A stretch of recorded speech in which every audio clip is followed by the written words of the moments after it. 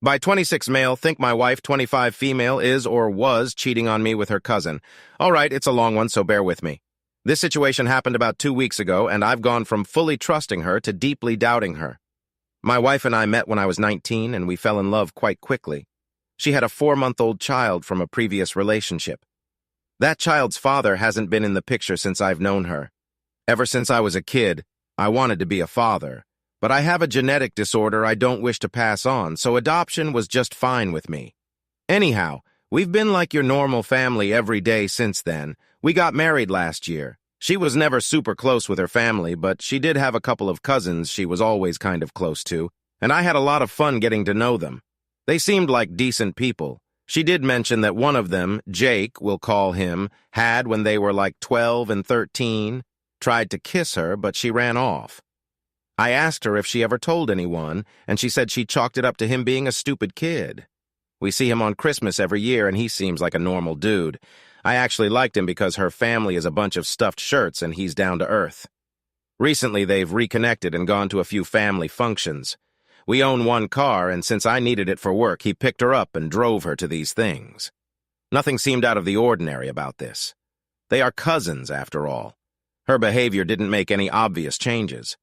However, one night as I was watching TV, she came in and mentioned that I had friended a girl from my place of work. I accepted a friend request. We're a pretty open couple, and things don't usually offend us. For instance, she'll remark on an attractive guy and make some sort of lured comment, and I think nothing of it. I told her this woman was the new office admin. She didn't accuse me of cheating, but it felt like she was about to, which has never happened before. The reason I mention this is because I've read that cheaters accuse their partners as a projection or something. Anyway, these family outings were legit. The whole family post pics from them on Facebook, and my wife sends pics from the outings. There were 2 of these events, and each time my wife came home, she was like a robot. Sex seemed normal, if not quieter than usual, but as she suffers from depression, she often gets cold every so often. When I asked her if she was doing all right, she chalked it up to that. 2 weeks ago, she left for work, and as it was my day off, I put her around the house, dropped the boy off at school, and came home to check my email. On Facebook, I saw that I had a message from her cousin. He and I had recently discussed going out to see a farm team baseball game, and I thought he was getting back to me. The message read, "I'd like to see you on your knees." I was confused as hell until I realized that my wife was still signed in, and it was her he was talking to. I wanted to kill him. I instantly rushed and read through their chat log, and it's filled with him creeping on her. While she is saying things like, "But I'm married and no, I'm married," these read like very thin refusals, like she is saying no because she has to, not because she wants to. I'm disgusted and absolutely floored by it, but since none of them mention anything happening yet, and she's denying him, albeit kindly, I can't exactly say she's cheating.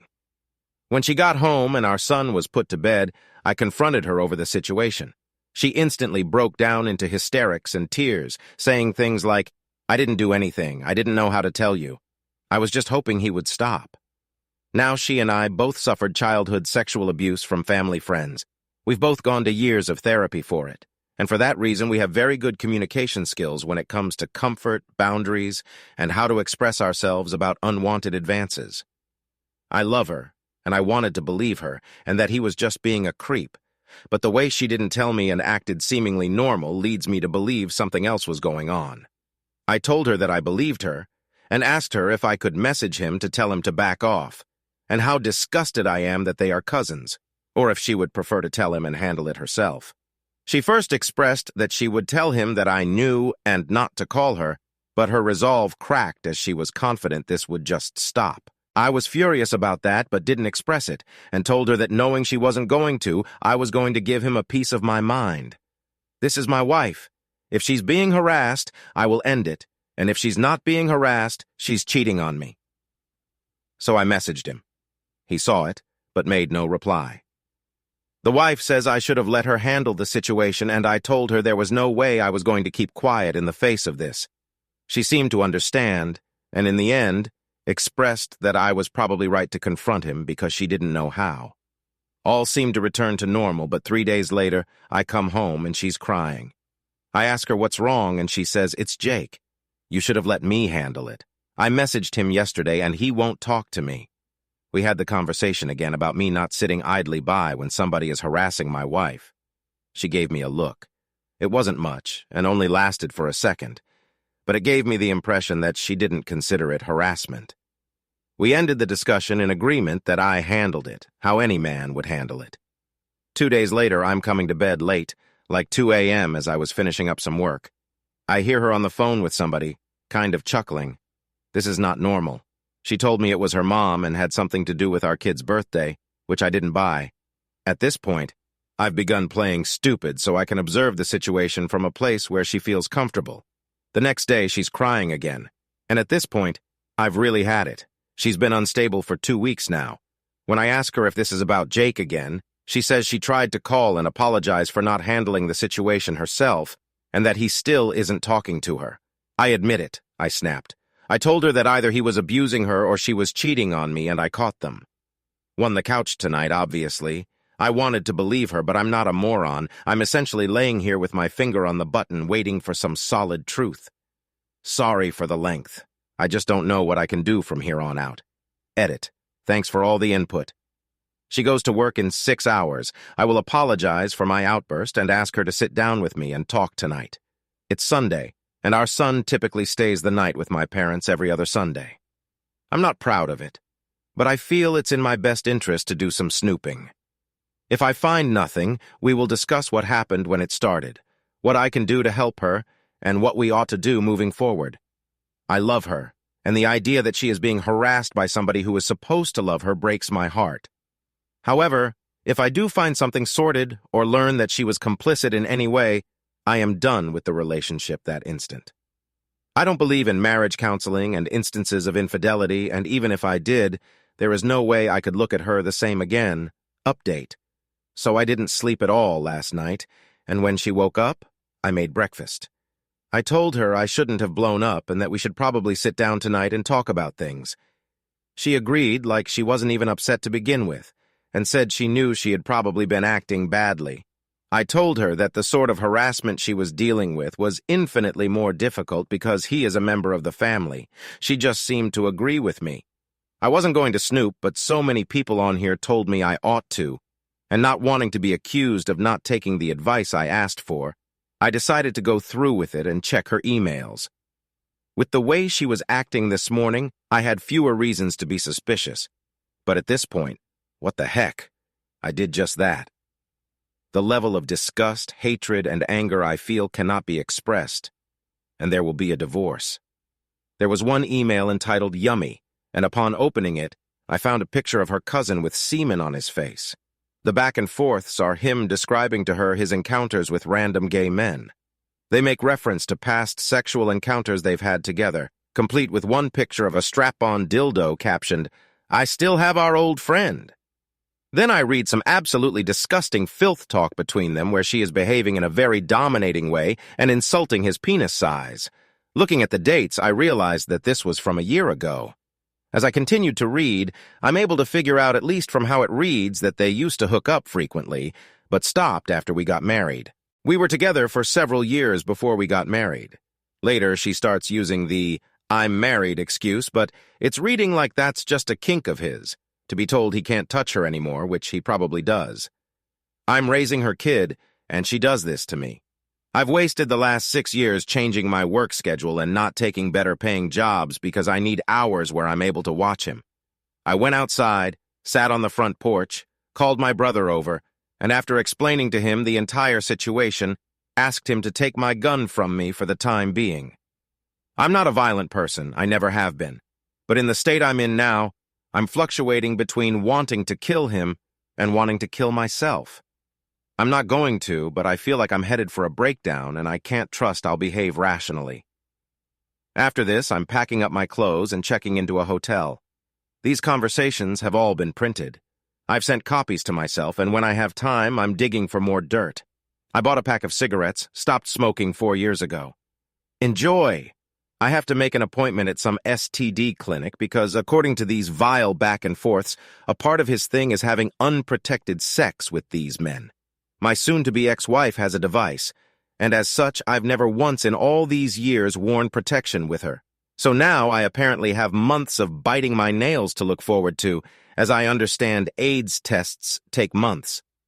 I know his work schedule roughly because I used to work for the same company he does, so maybe before checking in and composing myself, I'm just going to drive down to see his wife, evidence in hand. There's no fixing this, there's no therapy, no hope, nothing positive, and I don't care to even entertain an apology. I'm divorcing the whole FFF, and she will get nothing. I hate life right now. I don't feel depressed or sad. I haven't cried. I just have this hot ball of rage in my chest that the cigarettes only briefly cool. I can't be near her or him. I know I said I'm not violent, but man, I really want to beat the piss out of both of them. Edit. My stepson is not a product of FFF. He and his bio father look exactly alike, and his father had to take a paternity test to establish child support. When it was established, he was the father. He vanished and has only been heard from once in the last 4 years. Update. The last couple of days have been a regular roller coaster for me. I essentially discovered that my wife is and has been cheating on me with her own cousin Jake for years. Actually, by the length of time this seems to have been going on, it might as well be seen as her cheating on him with me. I went to a lawyer initially, and after that I went straight to Jake's home where I spoke with his wife. She was broken-hearted, as one might expect, and disgusted over the fifth. We sat down for a bit, and I told her that he was bragging to my wife about how he was having unprotected sex with random internet men, and that there were pictures of him with semen on his face that he was sending my wife. She insisted on seeing them, despite my advice not to, and she was broken. He was bisexual and was always found to be chatting up random guys. She said she allowed him to go out every so often and see a man if he felt he had to get it out of his system, as she put it. She was under the impression that he hadn't done this in well over a year. When this was over, I stayed the night in a hotel where I still am and talked with my mother, brother, and father. My mill called me, begging me to come and talk about this, saying I must have made some mistake. It's all voicemail. I never picked it up. My wife tried calling me a dozen or so times. I didn't answer. She sent no text. I assume she knows I've been documenting things and doesn't want to give me any more ammo. It's what I would do in her place. At the end of the day, I called her and kept it brief, saying I would talk to her the next day. When I eventually came home, she was a warbling mess. She tried to hug me, and I told her that's over. She insisted she never cheated on me, that I must have taken something the wrong way, and that Jake's wife must be spreading these rumors because they hate each other. At this point, I realized that my wife thinks I heard about this from someone else. She doesn't know I discovered their affair myself. It's then that I show her the papers I have, the pics of him with semen on his face titled, Yummy. The picture of a huge strap-on dildo titled Our Old Friend. Her speaking to him as if she is some dominatrix type, saying how he has a small dick and real power play type stuff. At points, she was telling him to send her pics of himself after these men were done with him. Real stomach-churning stuff. I'm not a prude either. I engage in a lot of really kinky stuff, so it's not like she's dealing with an uptight hubby who isn't open sexually and went out for those reasons. But anyway, as soon as she realizes that it was me who discovered this and told Jake's wife, she goes from being weepy and sad to explosively angry, complete hysterics. You should have talked to me first. She's all over everything, telling everyone this is going to ruin me. You knew she would do this. I told him to stop texting me like that. At that last statement, I absolutely exploded. I told her that I just got done reading a year's worth of texts and emails, and not once did she ever tell him to stop. I called her a degenerate, said that we both probably have AIDS now, and she crumpled in on herself. Couldn't respond, just crying hard. Even still, I told her that we were getting divorced. I then called her father and told him to come to my house because she really shouldn't be alone in that state. I returned to my hotel room and saw that Jake's wife had been texting me.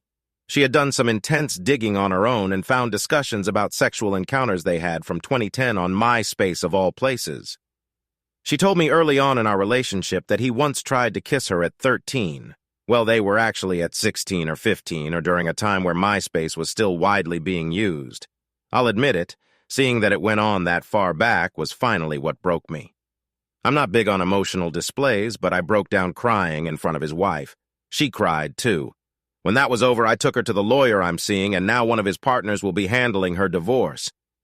Through all this, Jake has been panicking and crying, trying to find out where his wife is and trying to talk to me, still after all this evidence, trying to ensure this is all some big misunderstanding. It turns out that Jake and his ex-wife live in a house owned by Jake's parents, and they have come down hard against their son, telling him he cannot stay there anymore and apologizing to their DIL, saying she's welcome to stay with their grandchild in that house for as long as she wants. He's basically disowned. Jake's father even got it in his head somehow that Jake was molesting my wife as a child, and that is why she is doing what she's doing today. She is his favorite niece, basically a second daughter, so Jake in effect is on the run because his old man wants him dead. My father, unprompted in wanting to help, assured me he'd pay for my hotel for the week. Today I told my boss point-blank no filter exactly what happened, and that I'm taking 2 weeks to sort my life out. He remarked about how shitty his divorce was and told me to take whatever time I needed. He said he'll just tell everyone on the floor I've got a sick parent or something, which was sweet of him. Lying down in my hotel room now, missing a stepson I'll probably never see again. I raised him for 6 years, changed his diapers, bottle-fed him at 3 a.m., took time out of work when he was sick, waited on him hand and foot after a nasty fall that broke his arm so his mother could sleep because she was working in the morning. The rest of this world could burn away to ash, and I wouldn't blink or care, but the thought of never seeing him again rips away at me like nothing else. I need therapy. Gonna take a hell of a lot of talking to get through this. I'm not a suicide risk, so no worries there. I'm an atheist, so this is the only life I got. If I end it, that's it, LOL. Talking to my lawyer on the phone later, and we'll be meeting up with Jake's ex again because apparently there's more I don't know. Got a doctor's appointment tomorrow and then 6 damn months of waiting for results. Update. Divorce is happening. Neither of us are wealthy, so all we have to divide is 2 checking accounts and utility bills. We're in agreement on what belongs to whom and who should pay what. Falling for the other survivor but not acting on it because apparently I'm stupid enough to catch feelings in a time like this, but not stupid enough to ruin myself any further by pursuing her. Okay, well, a bunch has happened since the day or 2 days since my last update. First, the good news. I got my HIV rapid test and it came back negative. I thought it would take days or months, but I literally learned in the same visit. I'm going to get tested again, obviously, in the next few months, and for now I'm going to live my life as if I do have it just to be extra careful. Jake's wife, who I'll be calling Sherry from now on, accompanied me for support. Her own appointment is in 2 days. Well, I had the first long sit-down with the soon-to-be ex-wife. We had an understandably explosive sit-down earlier in the week, and we've talked sparsely in between. I left this out, but I've been calling her at my son's bedtime to say goodnight to him. At the moment, he's under the impression that I'm just working a lot. I'm planning on telling him the truth in the following days, or at least a version of the truth that's good enough for a 6-year-old. Reconciliation was never on the table. She knew this and didn't try to push it, which I was thankful for. Her reasons shouldn't concern me. They can't benefit me in any way but giving myself to emotions for the moment. I asked her to be truthful and tell me how long it's been going on and why, or if I did something that would push her to this. She looks like she's been crying on and off, but she was fairly calm in talking with me about it. By how candid she was, I can tell it's probably the truth, and she's somewhat relieved to be talking about it in a weird and messed up way. Long story short, she's the instigator. She didn't say as much, but she's in love with him and they aren't together, because obviously, I'm learning now that I'm basically the equivalent of one of those sham spouses that gay men would marry so they could seem normal. That's pretty crushing. She insists she loved and loves me, but I don't believe it, nor does it matter anymore. My life for the past 6 years was a lie, probably just a cover for this nonsense. I don't know if I even know what real love, romantic love looks like, and that's got me more than a little messed up. She looked hurt seeing me hurt, but I don't know if it was real, not that it matters anyway. The important thing we discussed was my stepson and what we will do moving forward. Before I could say anything, she told me she wouldn't oppose something like weekend custody and would sign that in the divorce. I honestly think she is extremely remorseful about how this affects him. She kept telling me I am his father, his only dad, and that taking me away from him would be so damaging. We're going to tell him the bad news in a few days. Tomorrow or today, whenever I post this, I'll be taking him to the zoo. I was thinking of telling him after that, but he loves the zoo, and I really don't want him thinking of his parents' divorce every time he sees it. It's tearing me up, having to think of a way to best scar my child for life. I'm thinking about how to make it positive, like telling him how in my new apartment he'll have a new room, and he can paint it how he wants and help me get stuff for it. Make him feel like he and I are a team, like a way to make this terrible situation fun. We aren't wealthy, so basically we're just going to keep what we have in our already separate accounts, divide up the remainder of our utility bills in a fair way, and just get the divorce. We discussed meeting at the courthouse and having me file for divorce right in front of her so she can be served that minute. I want it over as fast as possible, and seeing as she's giving me the only thing I want, she's refusing the idea of child support, saying you didn't make him and you didn't do this to him. As much as I hate her right now, I'm impressed that she seems to at least want to make amends for this. Maybe she just wants weekends off to screw her cousin, but honestly, as long as I get to remain a dad, I might as well have won today. In other related news, yesterday or 2 days ago, whenever I post this, I went to visit Sherry, Jake's soon-to-be ex, to see how she's holding up. When I arrived, Jake's parents were there and were surprised to see me. I got a hug from my wife's aunt, and she was crying and apologizing so much it almost made me cry. She was under the impression that I was never going to see my son again, which really upset her because, and I didn't know this, but she used to love watching me play with my son at family gatherings. Basically, they are going to continue to allow Sherry and the baby to stay in their second home for as long as they like. Under the circumstances, Jake will not be allowed there anymore and is basically disowned at this point. I'm not sure this was mentioned before, but the family seems to have gotten the idea that Jake molested my wife, and that this is some kind of abuse or Stockholm syndrome, and call me an asshole. But for the sake of my son's stability, I will do nothing to correct them.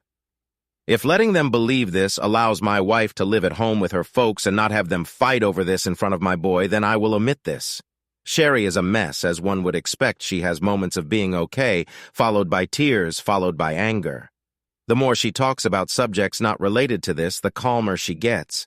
Her family is going to be paying for her to see a therapist, and her brother is coming to the state for a week to be with her, and her mom is basically moving in with her for a month after that to try and help her cope. I got to feed her daughter today, such a cute kid, and it melted away my anxiety for a little while. Last night, my friends and I went to the movies, and I asked her if she'd like to come along. I'm glad she came along, but I've also realized that I either need to put some distance between Sherry or I need to talk with her about what I think is happening. Nothing has been said really, but she's casually touching me, which is something we never did prior to this. I had a tension headache and mentioned a knot in my neck, and unprompted she started rubbing my shoulders. Also, unprompted during my test, when the doctor left the room, she held my hand. It's probably all just me overthinking things due to my rejection, loneliness, and wanting to feel accepted, but I am infatuated with her. Whenever I'm not obsessing over all the terrible things going on in my life, I find myself thinking of her in a romantic light. And while it's probably not healthy, feeling anything positive is preferable to feeling nothing but misery and doubt.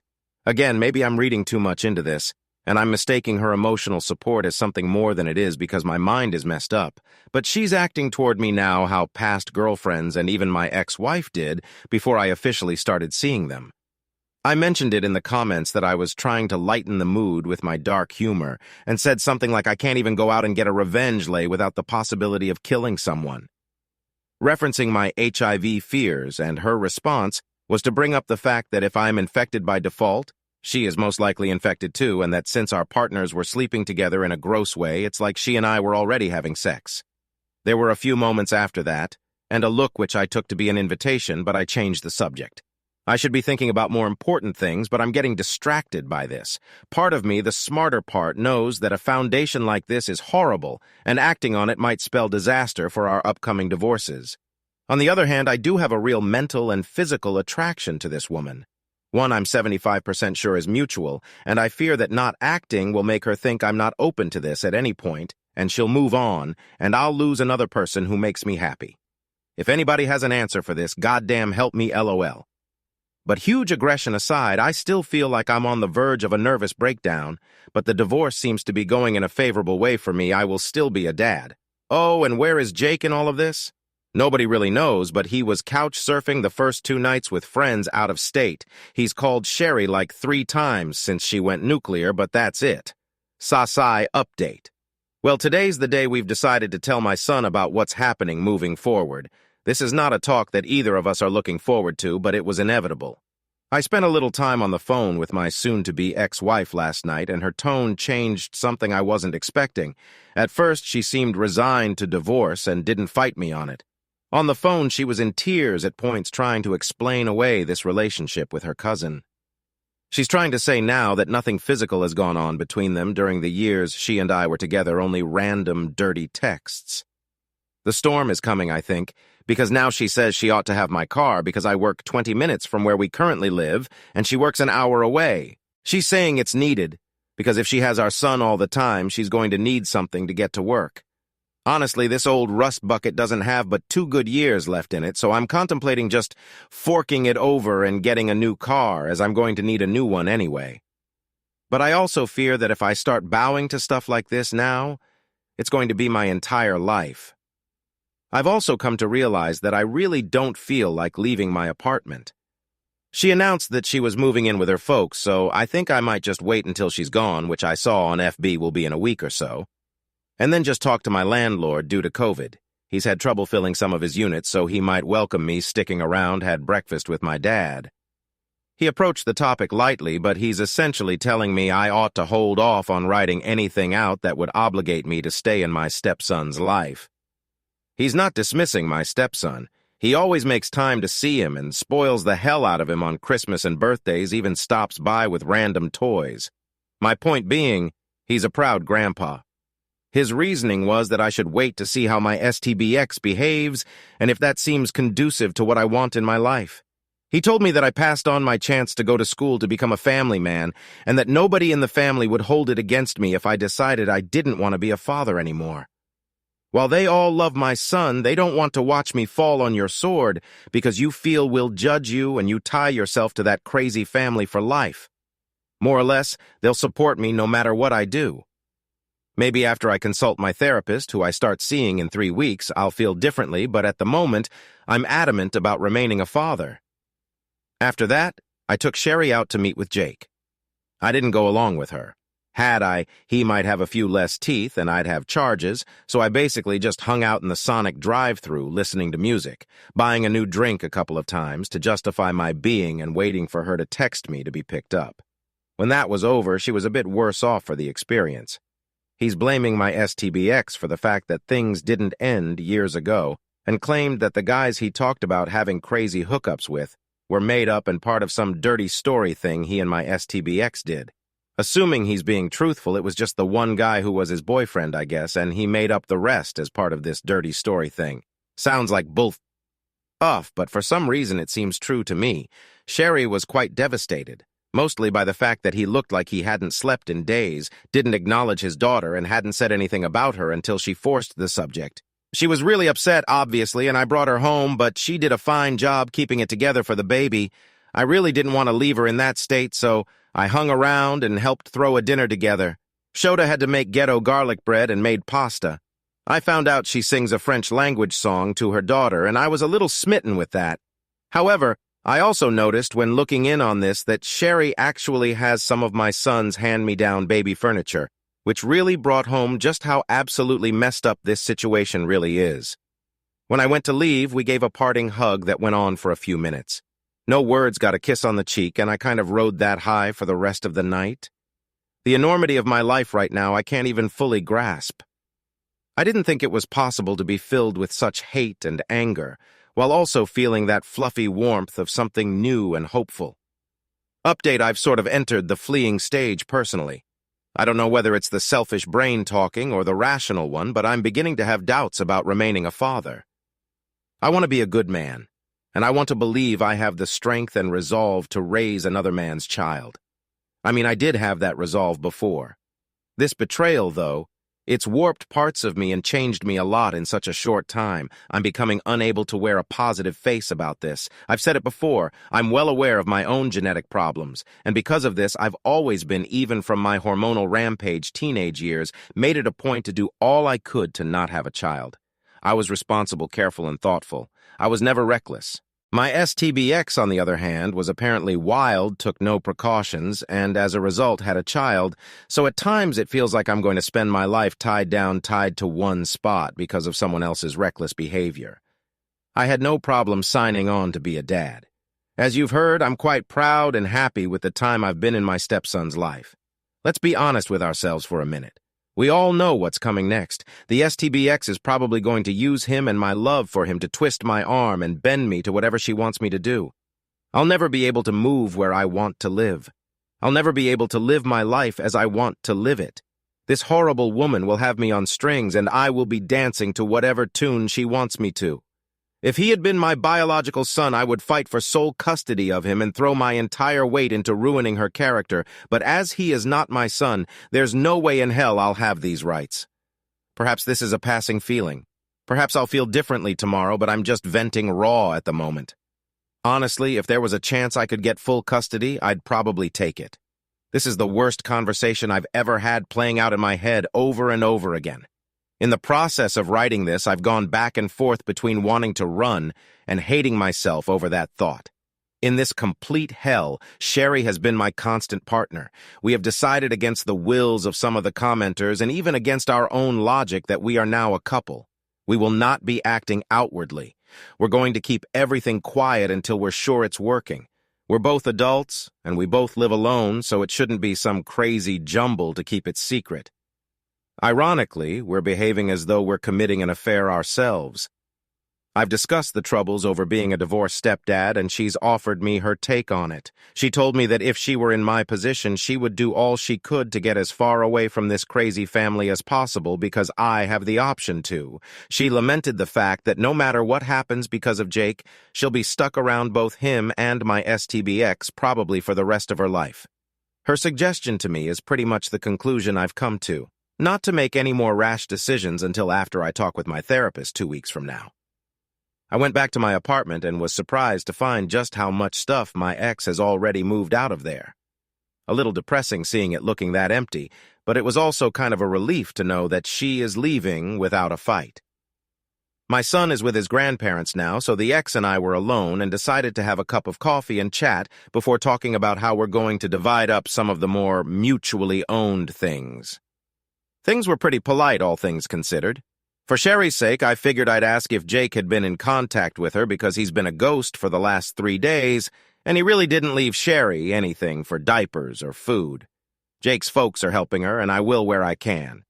Anyway, she shows me her phone, and she's got 4 missed calls from him and texts wanting to talk. She says that she tried to talk him into chilling out and facing the family because he'll have to eventually anyway, and from the sounds of it, he's probably going to run. The STBX then asks how Sherry is holding up and mentions that she hears from her aunt that I've been around a lot. Not that I need to, but I explain how we're trying to support each other since we're going through it together, and that Sherry is obviously pretty beat up from all this. In the middle of this, she just point blank says, "Whatever you're doing with her is none of my business, but I'm not stupid." The weirdness of being indirectly accused of an affair by the woman who cheated on me is pretty rich. I wanted to tell her off, but at the risk of causing issues with the divorce, my only response was to redirect the conversation back to dividing our stuff up. Down at TV, but she also took these ugly couches. Thank God I didn't want to be the one dragging them to the curb.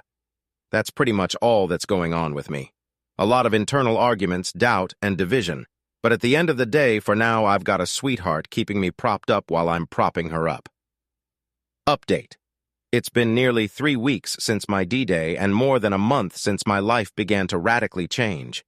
I never really discussed what sort of order my marriage was in any of the previous updates, but as it is relevant to today's therapeutic typing session, I'll get into that a little as I go on. I filed for divorce yesterday, went down to the courthouse and spoke with the bailiff, sheriff. The person on the other side of the counter filled out the needed paperwork. My STBX and I, in an effort to end this quickly, have decided against lawyers and have agreed on who gets what with no mediation needed. While we tried to go to the courthouse today and have her served immediately after I turned in the paperwork, we were trying to avoid the cop coming to her home or place of work to serve her. I'm usually pretty level-headed about things, and my STBX is also calm and collected, which is not at all how she normally is. She seems almost as eager as me to get it done. Turns out she can't be served in the way we wanted to save time, and so I had to drive her home to her folks. I asked her how things were going despite all this. Her facade breaks a little, and through some tears she tells me she's doing fine with me gone and only really feels bad when my stepson starts asking for me or gets sad that I'm not around. She comes clean that she's actually been unhappy being married to me since before we had even gotten married. She didn't resent me or hate me, she just wasn't in love with me anymore. Our sex life wasn't the best.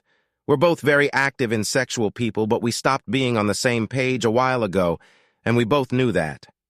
I like to pursue. I hate to be chased. She loves to pursue and hates to be chased. Something was bound to break, and we had several talks in our marriage about this. For a while, we switched up our roles so we could both get what we wanted, but after a while, it just turned into me sacrificing my sexual desires to only have sex in the ways she wanted to.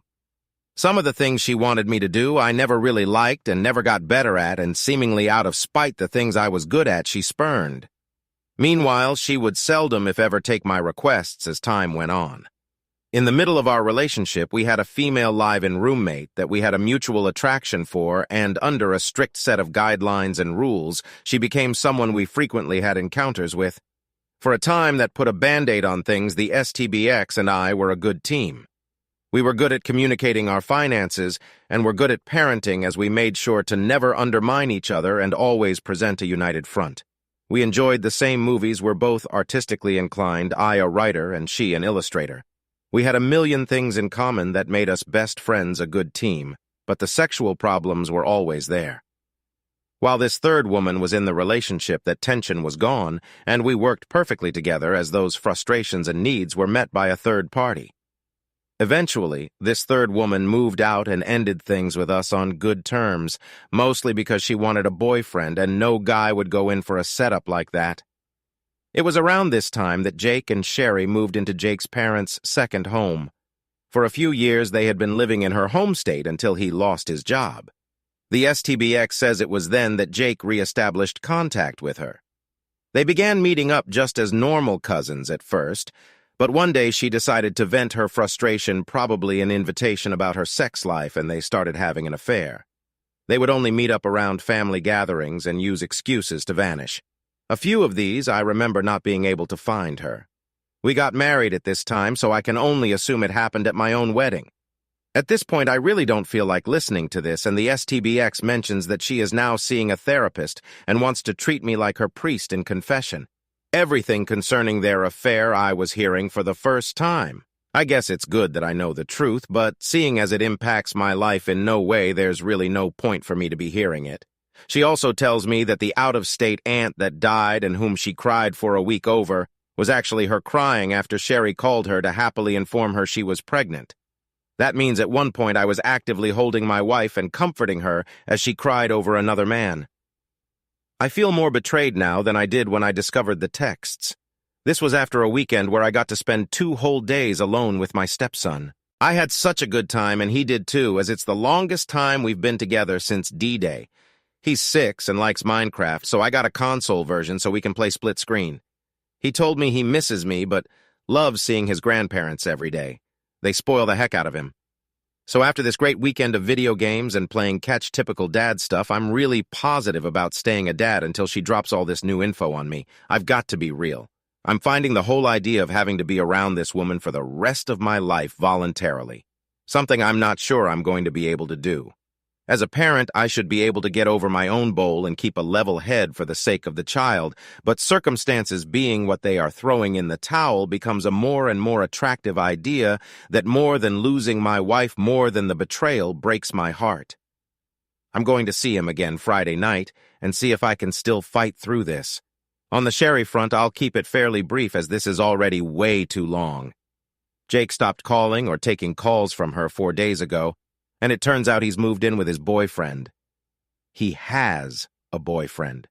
She's going to file for divorce before the week is over and consider her next move. Her brother arrives in 2 days to talk with her and stay for the week.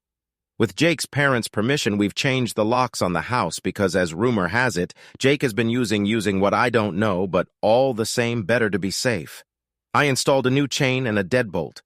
He's never been known to be violent, but he's never been known to vanish for days on end, with the rumor being he's into drugs now. When it comes to my relationship with Sherry, we are quietly pursuing a romantic relationship. We're both equally aware that we could just be dealing with our trauma, and these feelings might not be 100% real or lasting. But if I can be allowed to be vain for a moment, it's the best sex I've had in my life. I've never been more physically attracted to any of my previous partners, and I find myself at work daydreaming about her toward the end of the workday. I don't think I've ever had such a strong want for someone before, and all told, she tells me it's something mutual. I've been back to work this week, and both days she stopped by to bring me dinner she made, and that's damn near the cutest thing anyone's ever done for me. Once again, I feel like life is beating the shit out of me at the same time everything is going right. Update. It was supposed to be a throwaway for these reasons anyhow. The last week and a half have been an extremely depressing and stressful time. I don't know why it took so long for it to set in with me, but in the days after my last update, the new information that my ex gave me concerning her relationship with Jake started eating me alive. I started imagining them sneaking off every time my back was turned. I faced the fact that she was never truly mine, that I was just some placeholder man and babysitter here so I could provide a cover for her degenerate relationship. By the end of it, I came to the realization that I'm not going to continue to live my life as an extension of hers. This, of course, means that I will not be seeking any sort of relationship with her son after the divorce. It is the worst feeling I've ever had in my life, but I can't imagine myself ever getting better, ever truly living my life on my own terms if I can't get out from under her shadow. I know many of you don't want to hear me say this. I never thought I'd have to, but he's still young. I'm still young, and there will be many years to heal from this. Sherry's life has been a living hell for the last 4 days. Her brother arrived earlier in the week, and she was so relieved to finally see her family and all this. When she introduced me as the ex-husband of Jake's AP, and that we had been supporting each other through this, he pretty much figured out that we were seeing each other. He took me aside like I expected any big brother might do and expressed concerns that she might be jumping into things too early. I explained to him that she and I had had that same conversation and are going easy because of this. I told him that I respected his sister and that our relationship mostly began because I knew she had no support locally, and being hurt in the same affair, I thought we could relate. I also told him that if they decided it was best for her to go back home, I wasn't going to stand in the way. Her recovery should come first to her, not only for herself, but for her daughter. After that, he and I got along as well as could be expected. When things were finally looking up, Sherry got a call from the hospital, and Jake is in the ICU. He didn't leave a note, so the reasons are still not solid, but he ingested a dangerous amount of antifreeze. I mean, obviously with all the drama and shame of having his affair discovered, suicide isn't far-fetched. But on the other hand, of all the ways to kill yourself, who thinks of a method like this? I mentioned before that he was rumored to be getting into drugs, so accidental poisoning can't be ruled out. In any case, Sherry is now feeling tremendously guilty over this, as unwarranted as that might be. Jake's parents went from universally condemning him to asking Sherry whether or not she'd consider reconciling with him. She told me that she told them she'd consider it, but only because she didn't want to see them hurting anymore on top of this. As of writing this, he's been in the ICU for 5 days. I don't know all the technical terms, but there's a concern with crystal deposits in the brain. Edema, he had a heart attack at some point during his initial treatment, and honestly, nothing really looks good for him. Sherry told me that even if they managed to save him, the amount of brain damage he's received will impact him severely for the rest of his life. I can't say I pity him. I don't wish death or suffering on anyone, but this man had a hand in ruining my marriage, depriving a father of a son, ruined his own marriage, and deprived a daughter of having a healthy father in her life. I'm just here for Sherry until she decides what she's going to do with her life following this. If she decides she wants to try and make it work with me, I'm open to that. If she wants to head back south to be with her family, I fully support that too. My ex, I hear she's actually seeing someone now, which probably means there were multiple guys in the shadows, which is a hard reality check for me. Apparently, I have the situational awareness of a drunken toddler, or maybe I had blinders on, but holy hell, I have no idea who I was even married to. That's part of my reason for not remaining in my stepson's life. I'll never get past the drama, and I'd have to sit back powerlessly and watch as her poor decisions continue to make his life worse and worse. I hope she smartens up, that her therapist actually gets her thinking right and responsible, but I have serious doubts she'll ever change. If 6 years of marriage didn't civilize her, I doubt a therapist will. I still don't get what I did wrong. I'm a good listener. I'm a provider. I clean up after myself. I did my best to never make her feel unloved or unwanted. I raised her kid. I helped her aunts and uncles with home renovations. I had a great relationship with her folks. Her father and I used to go out for a beer and watch the game together independent of her. So it's not as if there was friction in how I dealt with her family, and my family adored and accepted her and her son from day one. There were sexual issues, I guess, but it's not like we had a sexless marriage. We could have had better communication there, as there were some conflicts over dominance, but I thought what we had was strong enough to endure something like that. Turns out there was really no relationship at all, just a damn illusion. I wish I had something more positive to end this on, but this will be my last update. If you're interested to know what I intend to do with my life moving forward, it's basically one of two options, both of which will take place after this event with Jake is over. I can't imagine myself leaving Sherry in the middle of all this, since she has been a constant pillar of support for me this whole time. Option 1, if Sherry wants to move back to her home state when this is over, I'll give her a kiss goodbye and send her on her way. No offense to that state, but I don't see a future for me there. If she wants me to go with her, we will have a discussion, and I might do some research on the area to see if I'm misjudging it. She makes me happy. She feels like how a loving partner ought to feel like. I'm not going to tell her how much she means to me because I want her to be making choices that are the best for her and her daughter without me clouding her judgment. If she, in the course of our discussion, tells me she loves me and wants to give us an honest try, I'll tell her how I feel, and we'll go from there. I don't want to be morbid, but if Jake doesn't pull through, we're both leaving the state anyway. Option 2.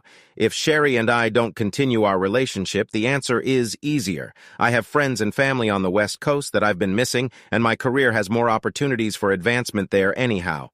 I could really rediscover myself on my own and make a life for myself. In all honesty, this is probably what I'll most likely do.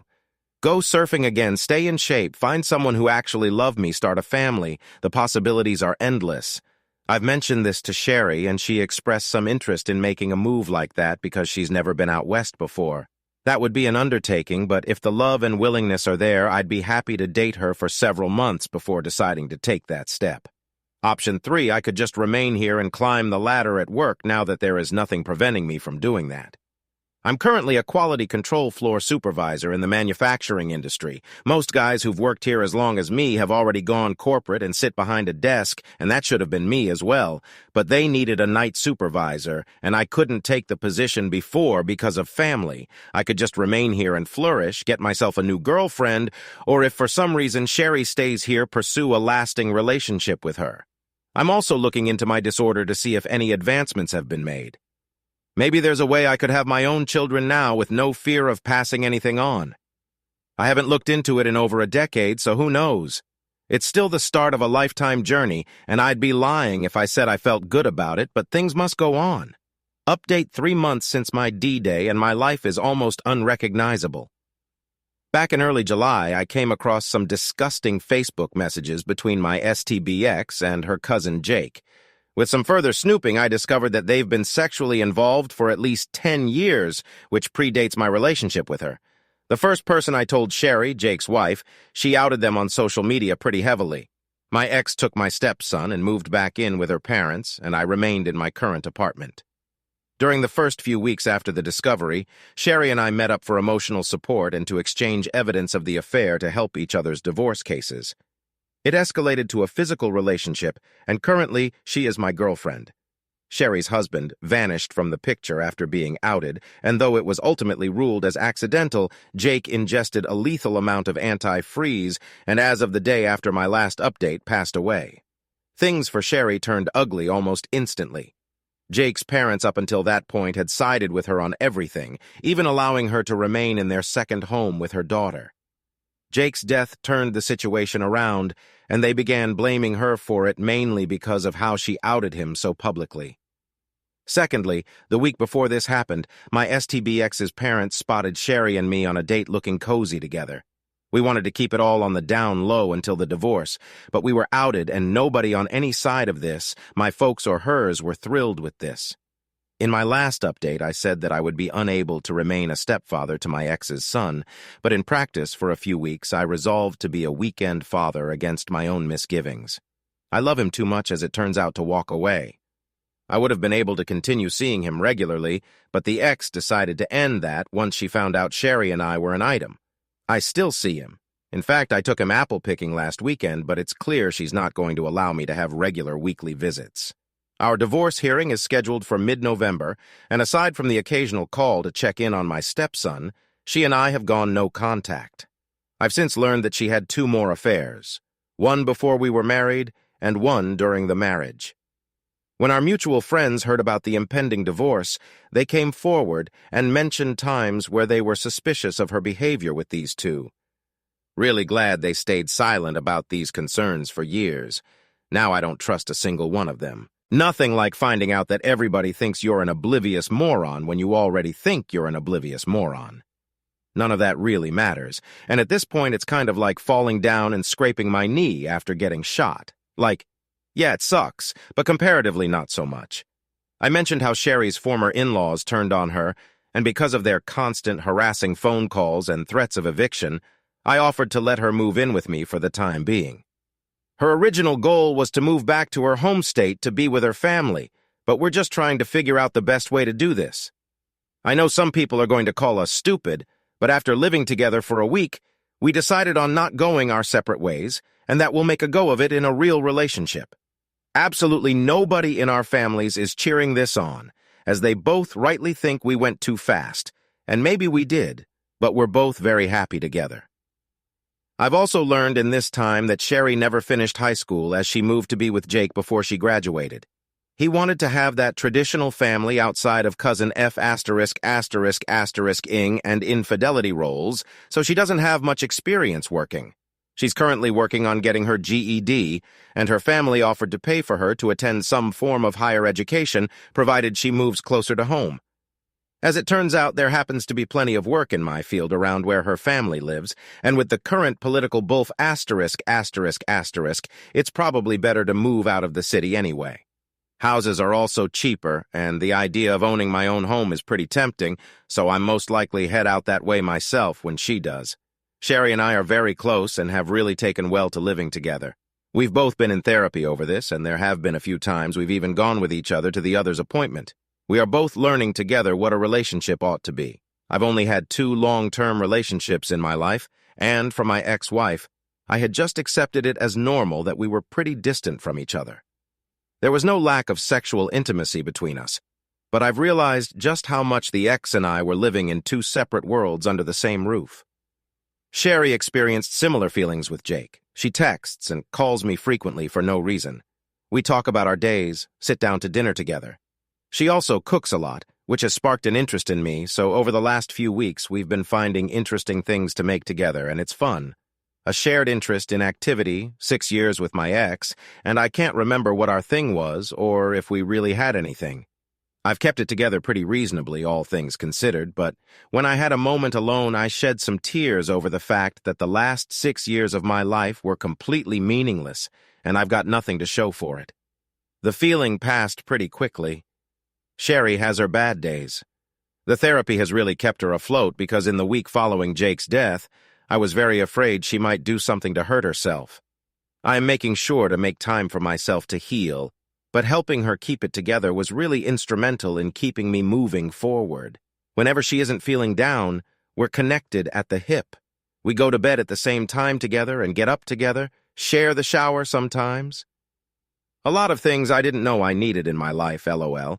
Plus, I get to do some parenting stuff, such as feeding and putting her daughter down for sleep, which has made it so my dad instincts are still fed. The ex has, of course, learned of the relationship, and that's gone about as well as you might expect. She, too, blamed Sherry for what Jake did to himself. She seems to think everything would have been better if we kept things between ourselves and the breakup, rather than Sherry blowing up Facebook with the news. She says she would have never left our apartment if she knew that Sherry was going to move in before going on a tirade about how sexually inadequate I apparently am before I had to hang up on her. November and my divorce can't come fast enough. Okay, last paragraph, I swear.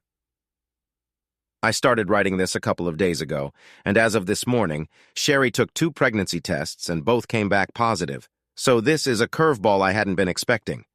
As everyone who's read my other post knows, I'm terrified of passing on my bone disorder. We spent the day talking about it. She has gotten her period after she separated from Jake, so that's not a possibility. It must have been me getting careless. We still need a doctor's appointment to confirm, which is set up, and we've been Googling about my condition all day. The good news is we can find out as early as the 14th week if the child has a severe or moderate case. This year keeps piling on. If the child is healthy, I'll be happy no matter what. Neither she nor I are big on the idea of terminating a pregnancy, unless of course they see a severe case, which in many cases means death at birth. So many worries. We've chosen to be happy with this until we see what's up at week 14. I'm in love with her, she's in love with me, and we're spiraling headlong into I don't know what. But I'm afraid, hopeful, but so afraid. I've been praying on it, and to who I don't know, I'm an atheist. Divorce coming in November, wife cheated twice more, it turns out. Sherry is living with me, and we might be pregnant. What happened to my life? Update. A year ago today, I made the most life-changing discovery of my life, but I didn't know it at the time. I had just sat down to check Facebook, saw I had a message, and realized after I clicked it that it was my then-wife's account that was active. Inside, there were messages of a sexual nature from her cousin, Jake. That got the ball rolling, and within 3 weeks of this message, Jake's then-wife, Sherry, and I collected evidence of their interest affair, stretching back to the days of MySpace. Through the trauma, Sherry and I began supporting each other, and then dating. A year later, she's the mother of my firstborn child. This affair has changed the lives of so many people involved in surrounding it. Jake, my ex's cousin in AP, ingested a lethal amount of antifreeze. Though it is highly probable that this was a suicide, we were told by the doctors that treated him that he had ingested just enough to kill himself, sort of suggesting that he was trying to self-harm as a cry for help. Sherry had been living on a property owned by Jake's parents, and they had taken her side when the affair was made public, but took back their support when he died. Fearing they'd evict her or worse, she and her daughter moved into my apartment. Jake's death also saw my ex openly hated and despised by her family for her role in the affair. They'd been blaming him for it, and acting as though Jake was a predator that had been molesting her or abusing her until he died, and then the blame got shifted to her. She's no longer welcome at family gatherings, and the only people she speaks to are her own parents. I think the only reason they haven't disowned her is because of my former stepson. My ex-wife had been letting me continue to see my stepson after we split. My relationship with Sherry was outed around the time of Jake's death, and this ultimately led to her fighting me over it.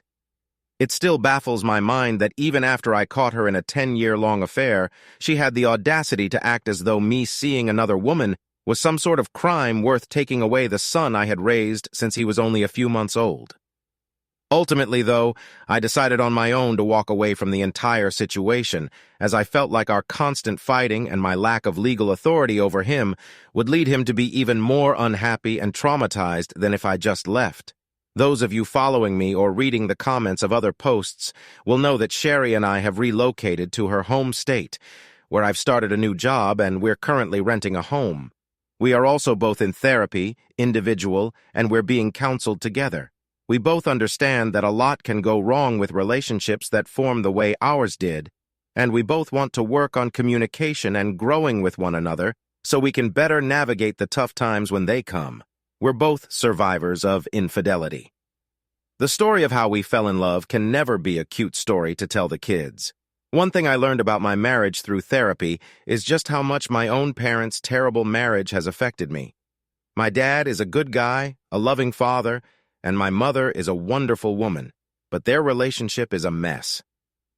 My ex-wife and I never really fought or got into huge fights.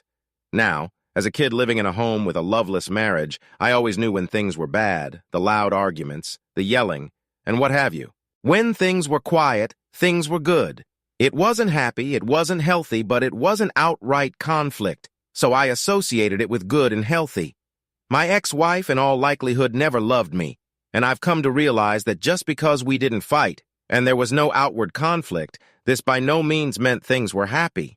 It's just my only point of reference for goodness and a marriage was quiet, and I had quiet. I'll speak for Sherry a little, as she's given me that permission to share, but she had been made to feel completely dependent upon Jake for everything. They met online, dated long distance, and he convinced her to move in with him, even if doing so meant she'd be dropping out of school. He also wanted to be one of those man-of-the-house types, so he didn't allow her to work. No work, no school, pretty much meant no friends outside of Jake and my ex's family. Even worse, a year into it, he revealed to her that he was bisexual and informed her he'd see men every so often, and not knowing how to handle it, she just accepted that situation. She's now working on getting her GED so she can find a job should she choose to. I'm more than happy to provide for the mother of my child, but after not having a say in her own life for so long, she needs to be free to decide what she wants to do with it. The last I heard about my ex is that she got into an altercation at a parking meter with a traffic cop or meter maid, and the incident led to her arrest and the discovery of a whole host of prescription medication. At first I was told that she stole it from someone, but it turns out she's been doctor shopping. She ended up doing some token 3 weeks of jail time, and her parents are currently fighting to have custody of my stepson.